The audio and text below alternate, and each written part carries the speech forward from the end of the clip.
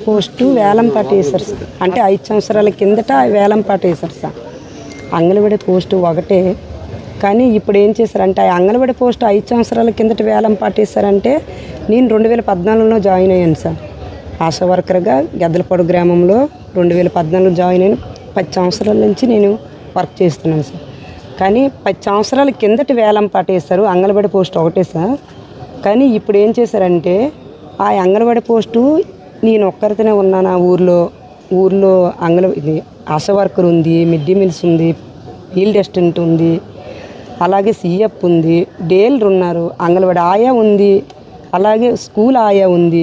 మరి వాళ్ళందరికీ వదిలేసి నా ఒక్కరికే ఎందుకు వేలం పాట వేశారు, నా ఒక్కరి దగ్గర ఎందుకు డబ్బులు తీసుకున్నారు అని ఆవిడ కదిలించింది సార్. పెద్దలకు అలాగ అడిగితే ఏం చేశారంటే ఆ పెద్దలు నిన్న మీటింగ్ పెట్టారు సార్. మీటింగ్ పెట్టి మాకు పిలిచారు సార్.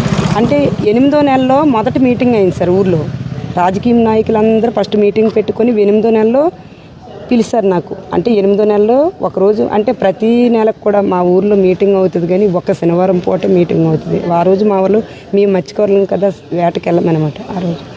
ఆ రోజు పిలిచి నేను డ్యూటీ చేసుకుంటాను, నేను డ్యూటీకి వెళ్ళిపోయాను, వాళ్ళు పిలుస్తారు పెద్దలు. పిలిస్తే వెళ్ళాను సార్. వెళ్తే ఇలాగ అడిగారు. నేను వెళ్ళేటప్పటికే నా పోస్టు 30,000 పాట అయిపోయింది, కానీ నేను 1,85,000 పాడాను. పొన్లే చూద్దామని పాడాను, కానీ 1,85,000 కూడా నాకు